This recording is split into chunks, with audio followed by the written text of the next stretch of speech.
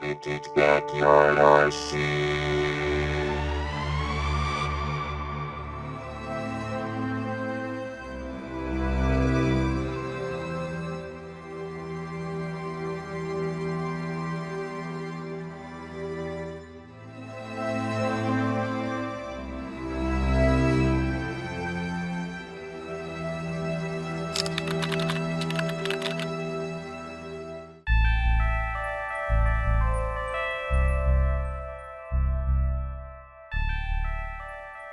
Hello friends and welcome to Vintage Backyard RC.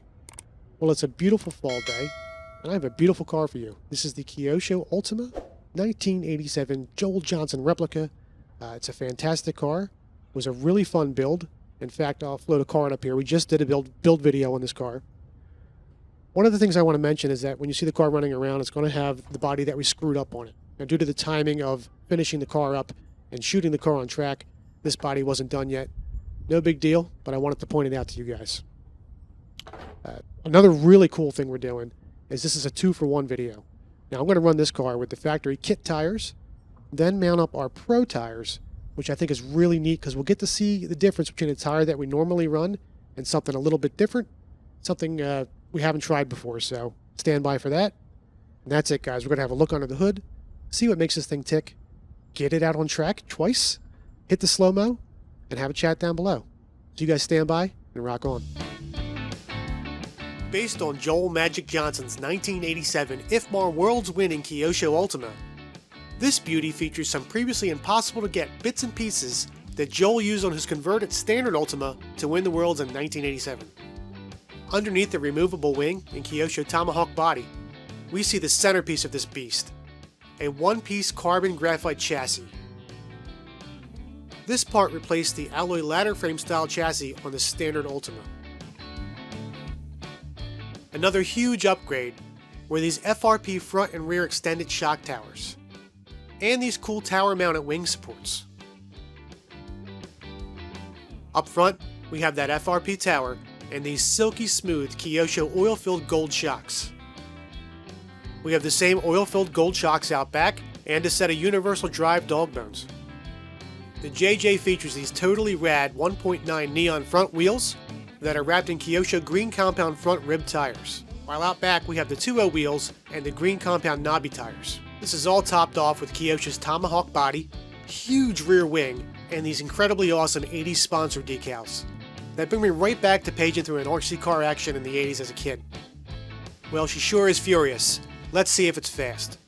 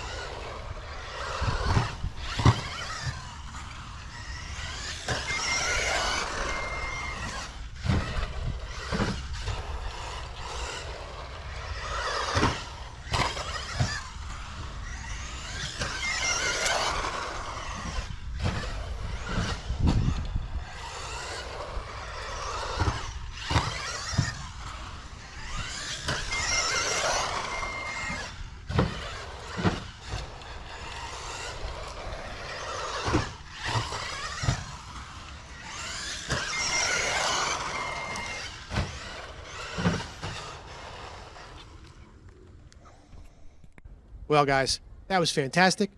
I don't care what tires are on this car. I didn't want to stop driving it. It's that much fun to drive. But let's see how fast it was.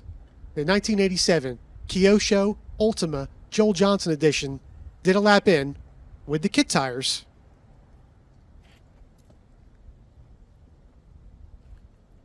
Oh. 10.60. It actually tied our Turbo Scorpion.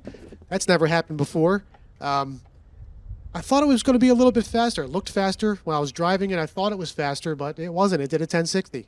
Now, this car with the Pro tires, was it faster? Let's find out. The 1987 Kyosho Ultima Joel Johnson edition did a lap in with the Pro tires. Oh. 10.19. Almost our fastest car. That Losi up on the top of the board was definitely sweating it. And I bet with a few little tweaks, this car would beat all those cars on that board.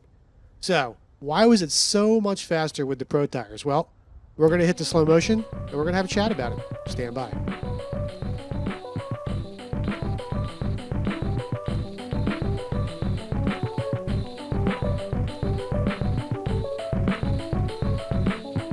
Wow, guys.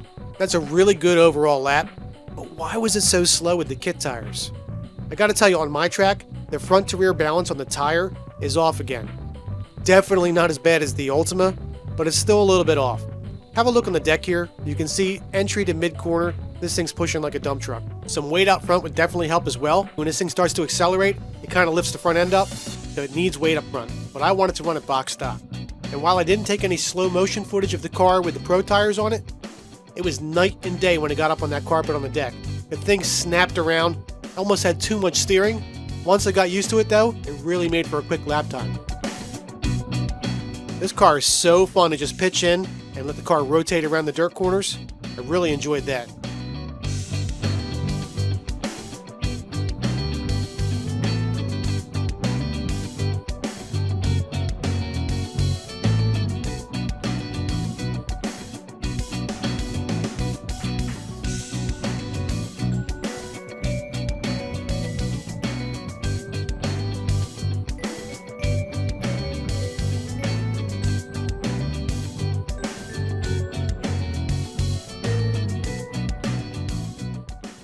The JJ handled great in the air, took off nice and square, had a nice natural down arc for the landing ramp. I didn't have to make any huge adjustments with the throttle or the brake. It felt very natural.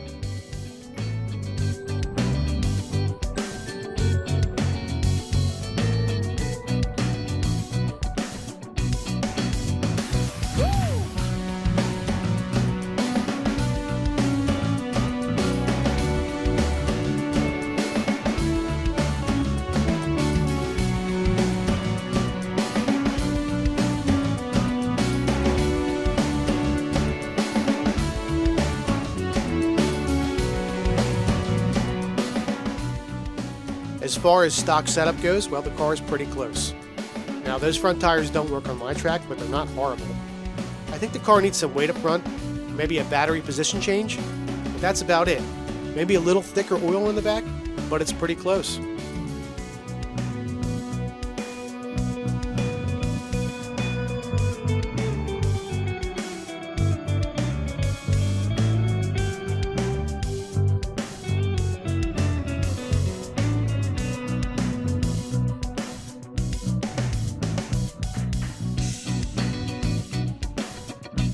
I gotta say, overall, I'm really happy with this buggy.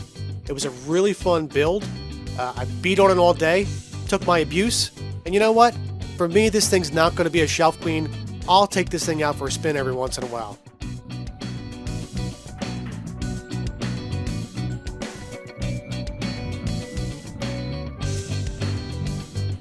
So that's it, guys. I really hope you enjoyed this video.